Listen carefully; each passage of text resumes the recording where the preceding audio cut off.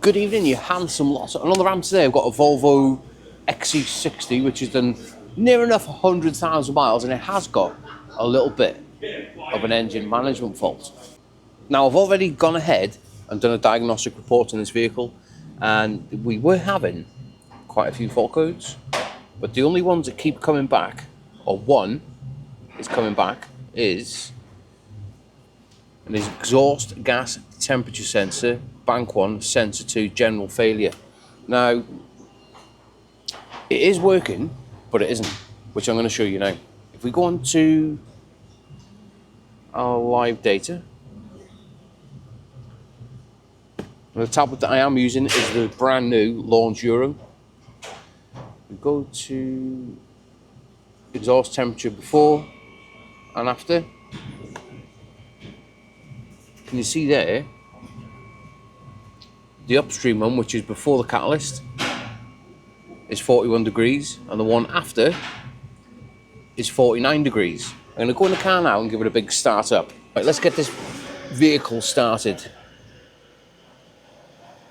If you have a little look now at the live data,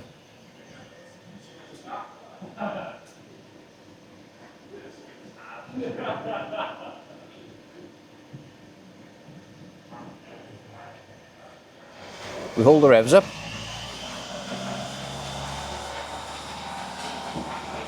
Now this sensor is breaking down when it gets warm. It becomes very erratic. It might take 5 minutes to warm up.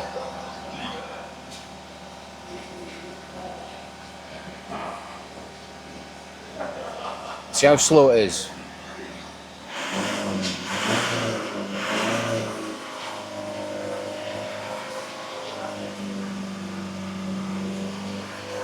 Right, let me get this engine up to temperature and I'll show you what it's doing. Right, now we are getting a little bit warm. If you have a little look, the engine is now ticking over. And the one upstream of the catalytic converter, the graph is nice and smooth.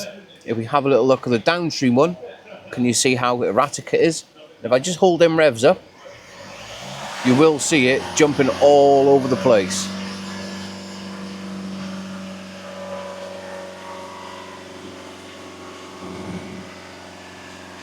Can you see it? And see how smooth that one is?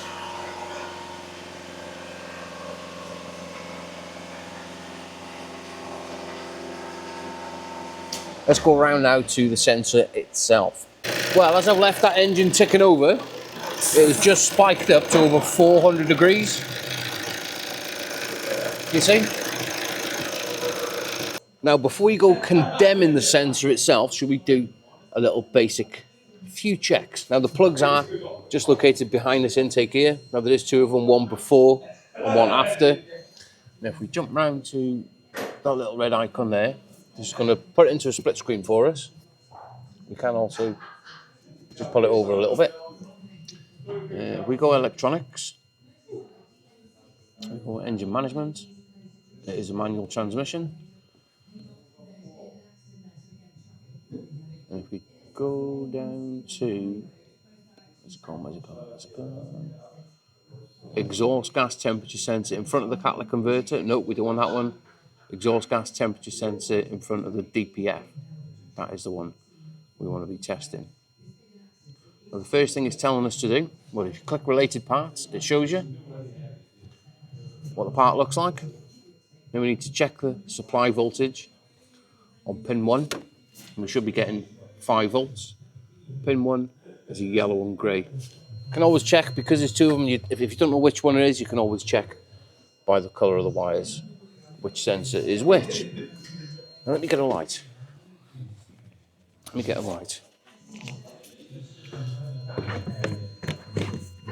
is hard for me to get a light down there. Right, and it is that grey plug. If we disconnect it, you have a little look at the pins. They are yellow, grey with a yellow trace, and yellow with a grey trace, and grey with a purple trace. Right, let's get our little multimeter. Right, now the multimeter that we're going to be using is a mechanic mindset one. Now, if you don't know already, if you go into the link in my bio, you will get a mechanic mindset 1 month free to his diagnostic coaching, which is absolutely insane, and it's going to help you lot out so much. And if you log into it, create an account and use my discount code of send it, you're going to get 1 month free. And if you sign up annually, you will receive a free mechanic mindset multimeter. And fair play to Darren, he has set that webpage up or website up absolutely phenomenal. It's so easy for everybody to understand. He explains everything so well. Go ahead and have a little look. Jog your memories. Or if you do need that little bit of a help, that page, that web page, will help you out. All we're going to be doing now is just checking our powers and grounds. Don't forget to set to voltage. What's it telling us to do there? Pin 1, and we're looking for 4.8 to 5.2 volts. We go on there now. Got 5 volts there. Has it passed? Yes, that test has been successful. Check the connection to the ground, pin 2. Let's move it over to the next one. What should we have is in between 0 and 0.2 volts. Well, that is absolutely perfect. Now we're going to be using some breakout leads to test this sensor. We're going to put them where it is. It's so hard for me to show you. Hang on, bear with me. Right, well, we are now connected up to the sensor. Now this is a positive temperature sensor, so as it gets hotter the resistance increases and it goes up. If it was a negative, it would pull it down. Now we are looking at my forehead at the minute. 264 ohms of resistance. Now you should be getting at room temperature about 200 to 220ish, something like that. What we're going to do is give it a big start up again and just watch that resistance and see how erratic it is. Oh, I'm not as thin as I used to be.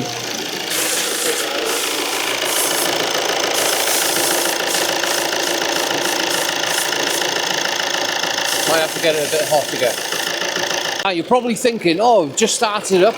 That's probably not far off what it should be. Now we need to get it hot for that sensor to break down. Oh, let me get me stick.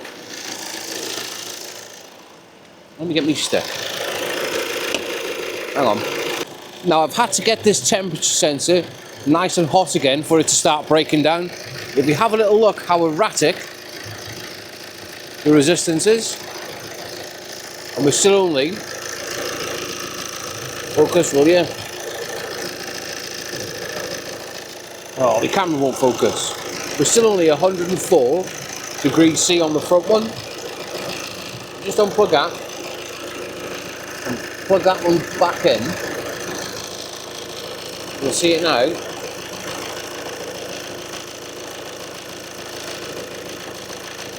That's plugged back in and we're at 240 degrees C.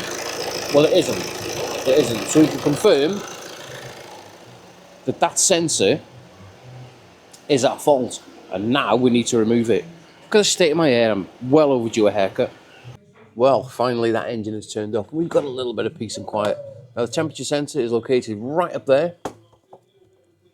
Now we might have to just go ahead, remove this little strut brace, the under tray, and also remove the engine support, just to try and tilt that engine down so we can get our hands up there, if that makes sense. Well, I've gone ahead and I've made a little bit of room for ourselves. The subframe has just dropped down a little bit. We've had to remove the exhaust hanger bracket. 5-10 minutes, if that. Now, what I've done, got some Launch Power Loop Plus, but just generally going to give, a tiniest little squirt up there and give it its best chance of coming out. Because if that doesn't come out easy enough, that DPF's coming off. I can't believe that. That temperature sensor has come and done. I was kind of nervous and I was thinking to myself, is it going to pull the threads? But it has, it's come out relatively easy. Right, so now I need to just attach the subframe back up for now because I've been on the phone about a temperature sensor and I can't get one until tomorrow. Nonetheless. So it's going to have to be a tomorrow job. And just with a bit of magic, that is one failed component now removed. Now I can get this Volvo off my ramp and get something else on. Well, we are into the next day and the brand new one has just turned up, and the one we are using is a Peerbug. I don't know if you can see. That is the part number that we're going to be using. Don't make any sense, does it? It's all in gibberish. No, that's the part number that we're going to be using. I think it is. Yeah, that is the part number. Now, before we go getting it fitted, what we're going to be doing is giving it a little bit of a check. And don't forget to put your multimeter on ohms because we are checking for resistance. Let me breakout leads coupled up. There's no specific way for these to go on, they'll go on anyway.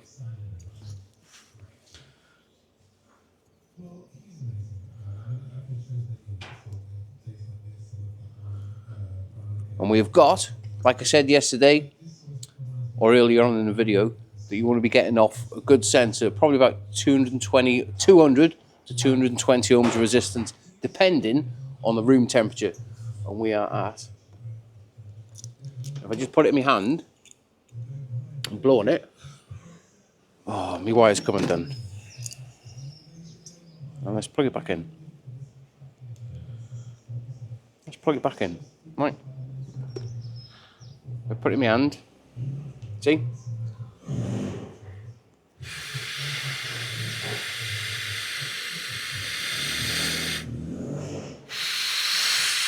So they are very sensitive, these sensors are, so you do need to be careful with them. Right, shall we get this vehicle back up in the air? I'll put this plugged into the exhaust, or coupled up to the exhaust. Right, well, I've gone ahead and refitted the brand new one. Now, when you're tightening these up, they don't need to be murderously tight. Screw them with your fingers and then probably quarter of a turn, and that is more than tight enough. If you go too tight, chances are you may pull the threads or damage the sensor. But anyway, all I've got to do now is just put all this subframe back together. It literally takes a couple of minutes, if that.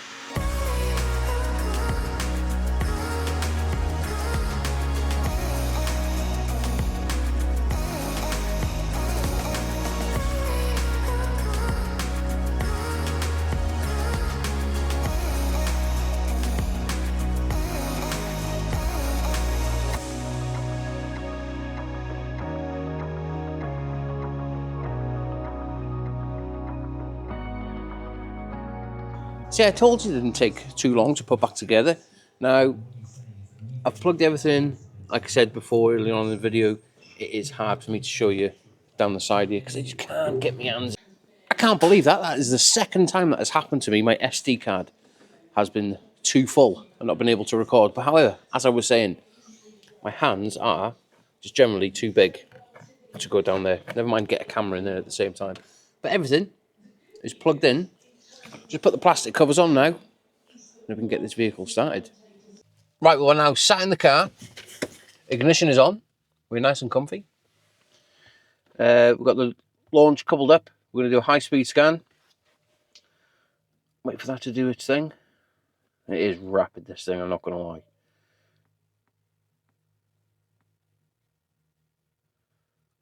Right, done. Go into diesel. Full code. Let's go into it.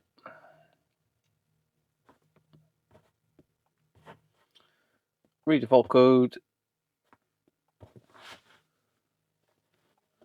Back out. Clear it. Okay. And then we're going to go to read data stream. exhaust temperature upstream and downstream, and they should be far off, not the same.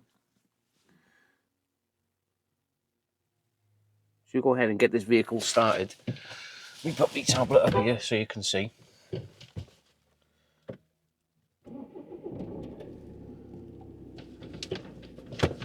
We will see them both.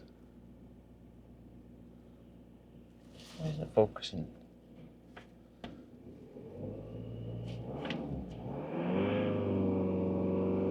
Climbing together. What I'm going to do is let this vehicle tick over for 5 minutes or so, and I'm going to take it down the road and we will gather some information. I tell you what, it's an absolute glorious day. Too nice to be stuck inside in the workshop. However, it is nice to come out every now and again for a little bit of a test drive. I won't be going too far in it. Probably do 3, 4, 5 miles maybe. And it has just gone over 99,900 miles. It's now on 901. Anyway, car's driving alright. We've got no warning lights. The live data to the left of me is all reading pretty much bob on, which I'll show you when I get back to the workshop. So I am recording the live data just so I can show you. Let's get back to that workshop.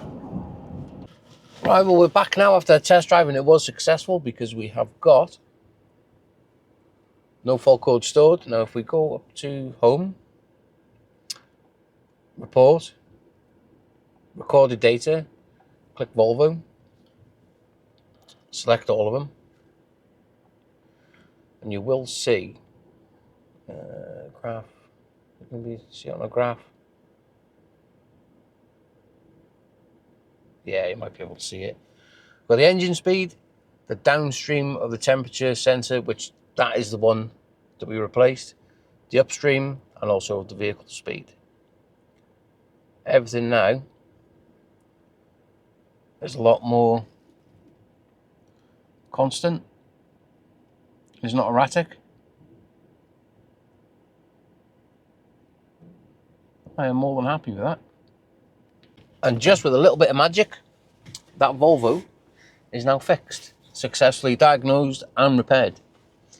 Now, if you've enjoyed the video and you've made it this far, please don't forget to hit that like and subscribe. We will definitely see you on the next video.